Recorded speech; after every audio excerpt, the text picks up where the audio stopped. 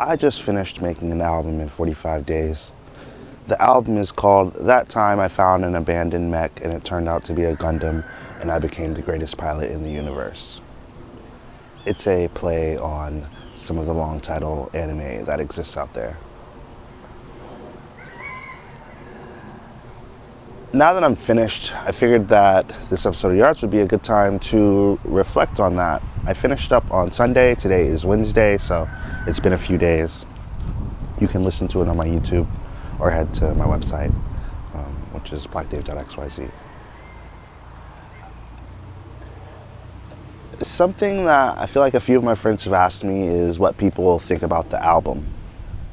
And what's interesting about that question is that people actually haven't thought much about the album itself, but more about the feat of making an album in 45 days. I feel like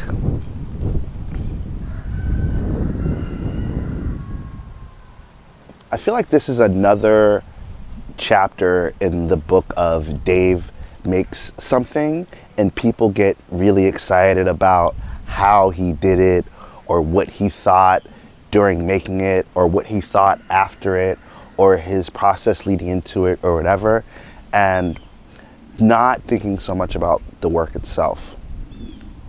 Something that I'm really interested in for the future of this project is focusing on the music itself. I feel like these are some of the best beats I've ever made.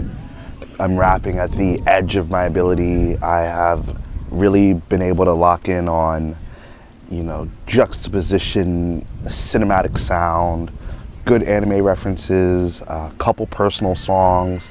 I really think that I took this project further than I took my last and really any other project that I've made.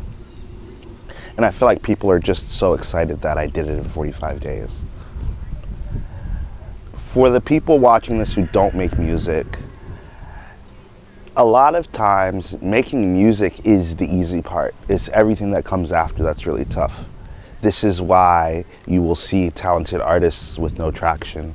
This is why you will see artists who aren't quite as talented with more traction. There's so much more that goes into music than making music. And I just really have my work cut out for me. I think that the 45-day experience is a great jumping point, but I want to be able to talk more about the work itself, about the music itself, as opposed to the journey and the process.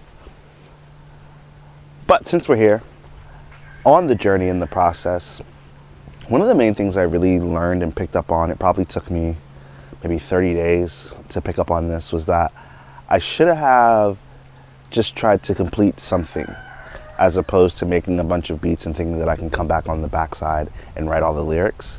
I should have been trying to make as many full songs as possible or as many song ideas as possible as opposed to as many beats or beat ideas as possible. I know that because I'm producing and writing myself, it is a bit more of a challenge as opposed to just hunting for beats. I ended up making 20 something beats, maybe 22 or 23. And the project ended up being 11 songs, and I think I could have done it a lot more efficiently. I think at the end I ended up rushing the mixing and mastering process because I had spent so much time making beats thinking that, I'm going to find the sound. And even with that, I don't think I was chasing perfection, but I definitely was chasing a certain level that I was able to reach at times but wasn't able to reach at others. Hopefully the songs don't tell on themselves in terms of which were and which weren't. I wish I were able to spend more focused time on it.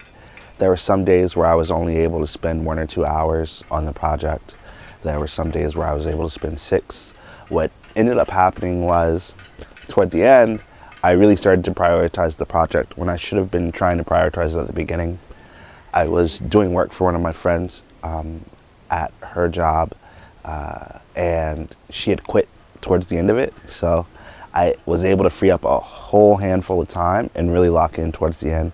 So it looks like the universe or whatever was looking out for me.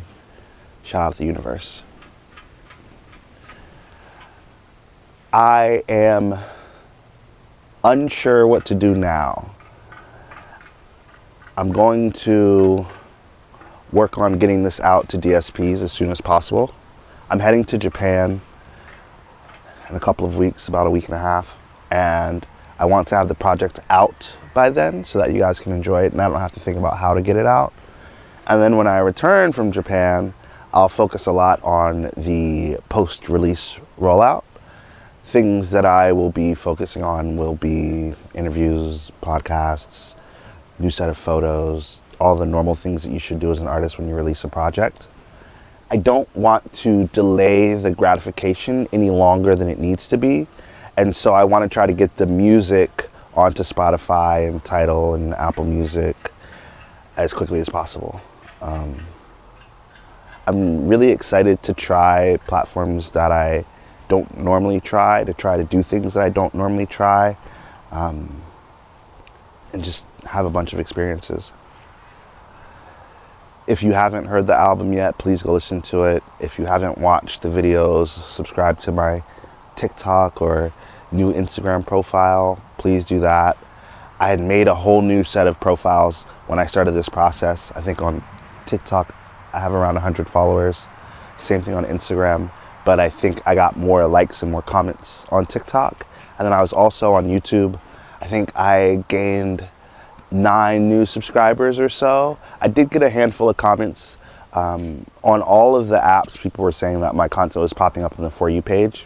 Something I was really worried about leading into the project was that if I continued to use my personal social media pages, that I would be locked into my personal algorithms, and so people who were looking for my music may never find it. I am at constant war between Dave, the smart person on the internet, and Dave, the person who makes music. And so I really wanted to give Dave, who makes music, an opportunity to shine. I think it's going decently. Every time you make a TikTok, it is like playing the lottery. And when one of your posts go viral, then you won the lottery that round, and then you just have to figure out what to do with that money. And I have taken 45 shots, played the lotto 45 times, and haven't hit yet, but I'm not going to give up yet. Thank you guys for joining me on this journey. Listen to that time I found an abandoned mech and it turned out to be a Gundam and I became the greatest pilot in the universe. If you haven't yet, and I'll catch you guys next week.